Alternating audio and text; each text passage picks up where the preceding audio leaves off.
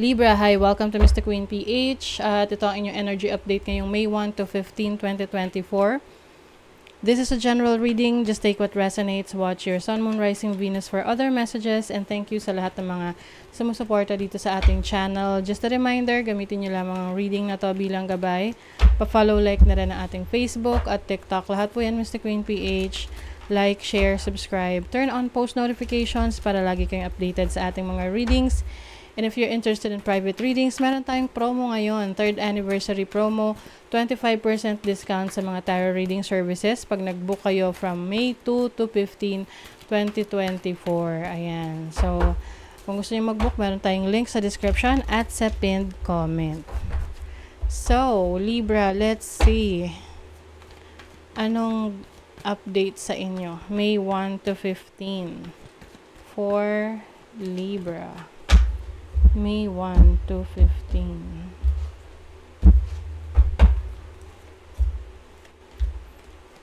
Wow. Expansion.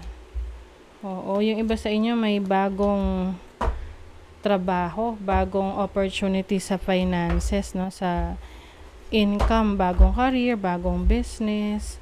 So, your overall energy is the 3 of Wands. This is about expansion, no? Pagpapalago ng mga nasimulan mo na. I see you na working so hard and finding more opportunities. Na talaga naghahanap ka ng iba't iba pang opportunity para mas mapaunlad mo yung sarili mo. Kumbaga, hindi lang isa or dalawa yung pinagkakakitaan mo ngayon. Maraming streams of income. So, yung iba sa inyo may plans of working abroad or pagkakaroon ng business na pati ibang bansa pwede kang mag-deliver ng services or products mo. Ayan. So, this is about growth and expansion. And your challenge is the Fool. May mga times na nagdadalawang isip ka pagdating sa pagtitake ng risk. Kasi syempre, kapag ang isang bagay masyadong risky, mahirap din kasi parang sugal yan 'di ba? Na anytime pwedeng mawala yung effort mo, yung pera mo. So ngayon, may mga inhibitions ka. Sabi nga nila, pagdating sa investments, kailangan well calculated yung risk mo. Hindi mo itotodo talaga. Oo, sabi nga ni Warren Buffett, do not put all your eggs in one basket. Oo, dapat marami kang basket. Oo. So, siguro yung iba sa inyo gusto nyo na ng freedom, gusto nyo na financial freedom, gusto nyo mas maging maunlad ang inyong situation. So, kailangan dito, malakas ang loob. So, kaya nyo naman yan. Basta meron kayong paninindigan sa inyong mga desisyon. Ayan, your opportunity is the Death card. This is about transformation, endings and new beginnings. So, maaring meron talaga kayong babaguhin sa sitwasyon nyo ngayon. Can be sa career, sa relationship. So, tingnan natin kung saan area of life. Anong area of life itong transformation para sa mga Libra? 12th house. Oh. So, this is your spirituality, no? Yung inyong connection to your higher self. I think mas magkakaroon kayo ng understanding, awareness of your belief system kasi pwedeng may magbabago sa belief system nyo na yung dati nyo pinaniniwalaan ay nagbago na, no? So, meron ka ng bagong pinaniniwalaan ngayon at yun na yung gusto mong i-explore, palaguin, ganyan. Let's see what else. You have the 5th house. Some of you, no, maaring merong parating na baby or maaring mas magpo-focus kayo sa relationship nyo sa inyong mga anak. No, kung meron na kayong anak. You are also open to having fun. Mas magiging creative ka rin. Your blessing is the Queen of Cups. So this is very nurturing and protective energy.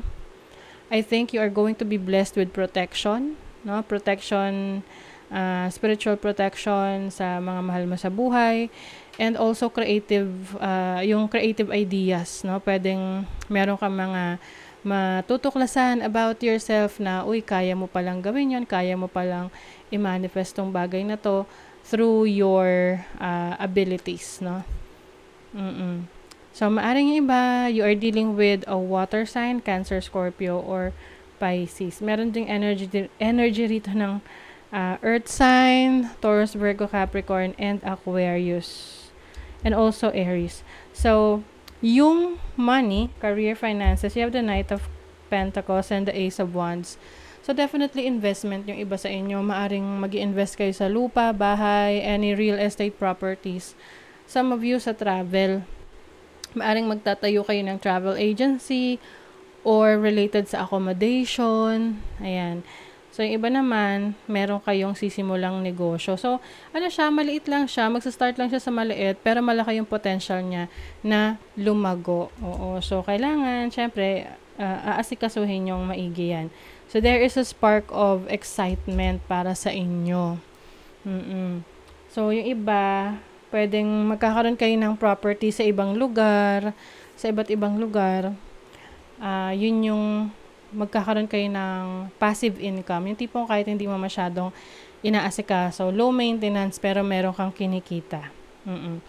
So, sa iyong love life naman, you have the Emperor and the Eight of Swords. So, some of you, nasa relationship kayo na medyo controlling yung person that you are dealing with. Feeling mo, nasasakal ka na. Feeling mo, hindi ka na malaya. No? Maaring nagsastruggle ka sa connection mo ngayon with your person. Masyadong stricto. Oo. So, syempre, nasa sa'yo yan kung magsistay ka pa dyan. But, maari kasing may mga tao rin kasi na binibigay nila yung power nila sa iba. Yung hinahayaan nila na i-control sila nung taong yon. So, you have to take back your power. Oo. Para magkaroon ka ng freedom. Kalayaan. If you're single, I think may fears, no? May takot ka. Lalo na kung naka-experience ka ng isang narcissistic relationship, no? In the past. Kaya siguro parang hindi ka rin masyadong nag-entertain ng new connection or relationship ngayon. If you are single, no? So, let's see naman what else pa, Libra. Energy update, May 1 to 15 para sa mga Libra.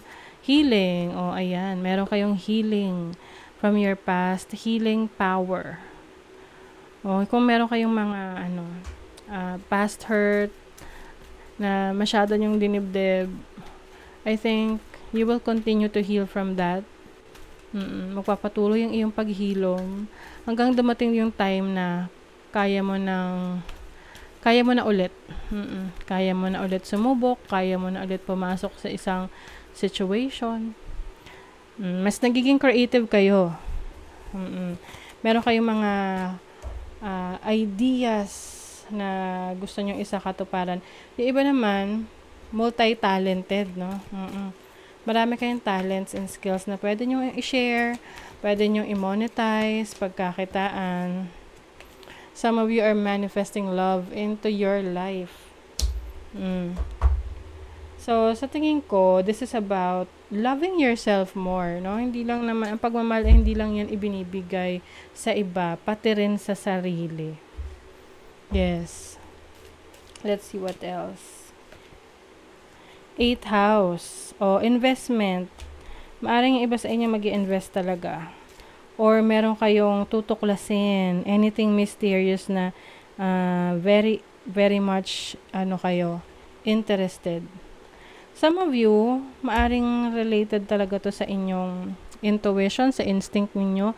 Meron kayong psychic abilities na mas lalo nyong palalakasin. Baka yung iba sa inyo, tarot reader, astrologer, or using different forms of divination to help others. Let's see. Family sorrow. Maaring merong challenge sa inyong family. So, syempre, hindi naman mag-resonate to sa lahat. And then, financial gain usually coming from something you did in the past. ito na yung mga naghihintay ng back pay or bayad sa inyo ng mga pinautang ninyo. Or pwede rin itong mga investment ninyo na sinimulan in the past. So, makikita nyo na yung resulta nun.